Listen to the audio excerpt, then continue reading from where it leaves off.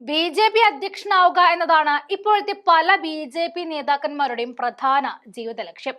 കേരളത്തിൽ ഒരു വശത്ത് സുരേന്ദ്രനും മറുവശത്ത് ശോഭയും, അതിനിടയിൽ കൃഷ്ണദാസും ചന്ദ്രശേഖറും നാലുപാടു നിന്നും അധ്യക്ഷ കസേരയ്ക്കായി പിടിവലി മുറുക്കുമ്പോൾ കേന്ദ്രത്തിന് ശ്വാസം മുട്ടുകയാണ്.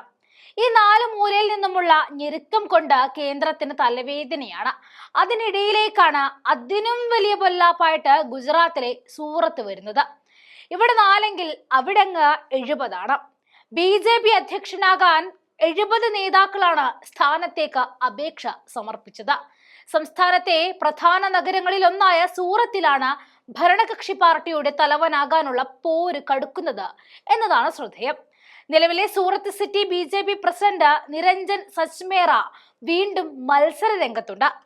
2020 നവംബറിൽ നിയമിതനായ നിരഞ്ജൻ കേന്ദ്രമന്ത്രിയും ബി.ജെ.പി. ഗുജറാത്ത് അധ്യക്ഷനുമായ സി.ആർ. പാട്ടീലിന്റെ വിശ്വസ്തനാണ്. സൂറത്ത് മേയർ കൂടിയായിരുന്നു അദ്ദേഹം. സംസ്ഥാന ബി.ജെ.പി. വൈസ് പ്രസിഡന്റ് ജനക് ഭഗണ്ട, മുൻ സൂറത്ത് മേയർ ഡോക്ടർ ജഗദീഷ് പട്ടേൽ, മുൻ ഡെപ്യൂട്ടി മേയർ ദിനേശ് ജോധാനി തുടങ്ങിയവർ പ്രസിഡന്റ് സ്ഥാനത്തേക്കായി നാമനിർദ്ദേശക പത്രിക സമർപ്പിച്ചിട്ടുണ്ട്. സംസ്ഥാന ബി.ജെ.പി. അധ്യക്ഷൻ നിയോഗിച്ച 4-അംഗ സമിതിയാണ് ഭാരവാഹി തെരഞ്ഞെടുപ്പിനുള്ള മേൽനോട്ടം വഹിക്കുന്നത്. മുൻ അഹമ്മദാബാദ് എം.എൽ.എ. രാകേഷ് ഷാ, പച്മഹൽ ബി.ജെ.പി. സംഘടനാ secretary Kuldeep Solanki, Chhota Udaipur BJP. Incharge Ramesh Ukkani, vice president Pankaj Desai എന്നിവരാണ് സംഘത്തിലുള്ളത്. കഴിഞ്ഞ ദിവസം ഉദ്നയിലെ കമലം കാര്യാലയത്തിലെത്തിയ ഇവർ നാമനിർദ്ദേശക പത്രികകൾ സ്വീകരിച്ചു. കഴിഞ്ഞ ദിവസത്തോടെ 70 സ്ഥാനാർത്ഥികളാണ് സൂറത്ത് സിറ്റി ബി.ജെ.പി. പ്രസിഡന്റ് സ്ഥാനത്തേക്ക് അപേക്ഷ സമർപ്പിച്ചത് എന്ന് രാകേഷ് ഷാ അറിയിച്ചു. ഇതോടെയാണ് ഈ വലിയൊരു പട്ടിക പുറത്തേക്കെത്തുന്നത്. എല്ലാ അപേക്ഷയും പരിശോധിച്ച ശേഷം പട്ടിക സംസ്ഥാന പാർലമെന്റ് ബോർഡിന് കൈമാറും. സമിതിയാണ് അന്തിമ തീരുമാനം കൈക്കൊള്ളുകയെന്നും രാകേഷ് പറഞ്ഞു.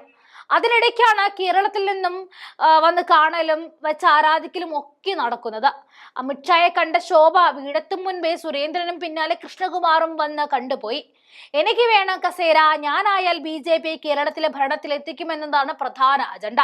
പക്ഷേ ഈ വാക്കുകളിൽ ഒന്നും വീഴാത്ത കേന്ദ്രം രാജീവ് ചന്ദ്രശേഖറിന്റെ പിന്നാലെ പോയി.